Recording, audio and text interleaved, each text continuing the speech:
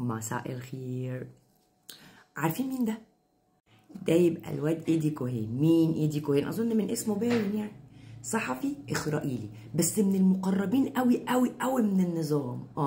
وفي نفس الوقت هو المرجع بتاع كل المطاريد وصبيان عزمي بشاره. يعني اسرح بخيالك كده قد ما تسرح وشوف اي اشاعه طلعوها هو كان المصدر بتاعها. مثلا احد الاشاعات اللي هو روجها كانت ايه؟ ان احنا عملنا انفاق سينا وعملنا سحاره سرابيوم علشان خاطر ننقل ميه لاسرائيل. تخيل يا جدع. خد اشاعه كمان من اللي هو سربها برضه، ان مدينه رفح الجديده اللي احنا بنيناها بامر من اسرائيل علشان نستقبل فيها الغزاويين اللي هم هيهجروها.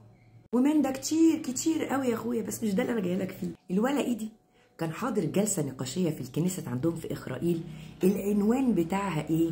هل مصر هتدخل حرب معاهم ولا لا؟ اسمع بقى الولا كان بيقول ايه. מצרים תופסים אותנו, אמירה אם את רוצה או לא רוצה, כאויבים. אנחנו האויבים. طب ما هو يا ايدي انتوا العدو فعلا. ציטטת הנשיא סיסי. למה לא ציטטת מה שאמר? עמלناها مرة ونعملها مرة تانية. طب ما هو يسلم في امه برضه وقال الحق، ما احنا عملناها مره نعملها 10 و20 و30، بس جربوا تفكروا تهوبوا ناحيه ارضنا ونتفرج بقى. ده الكستور يالا لسه ما رجعش لحد دلوقتي.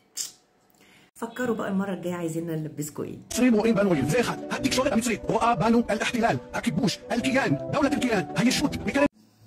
يعني انت قلت كل ده ونسيت ان انا مسمياك اسرائيلي. ما انت الكيان، انت الاحتلال، وانت العدو.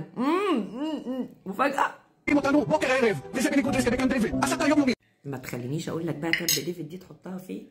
المفروض انك كبير وعاقل وعارف ان وقت الجد هتحطها في جيبك الوراني.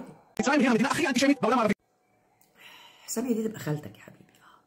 وبعدين ما تقعدش تحزق كده يا اخويا، الا يطقلك عرق والله. بعدين البواسير تنزل عليك وتتعب جامد يا اخويا. اهدى على نفسك. قول لي هادي يا ايدي، اتلطيت في قطر جيت ولا لسه؟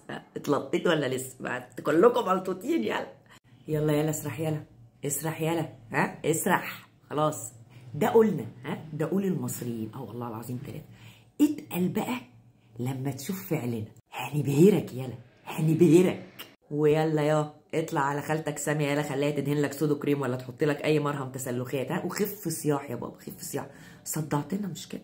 احنا ناس عندنا اجازات وبنرتب سفريات شم نسي. مش فايقين لك يا حبيبي، مش فايقين لك. يلا بابا يلا شطبنا حبيبي، شطب كانت كل بلاوي مليتوا البلد.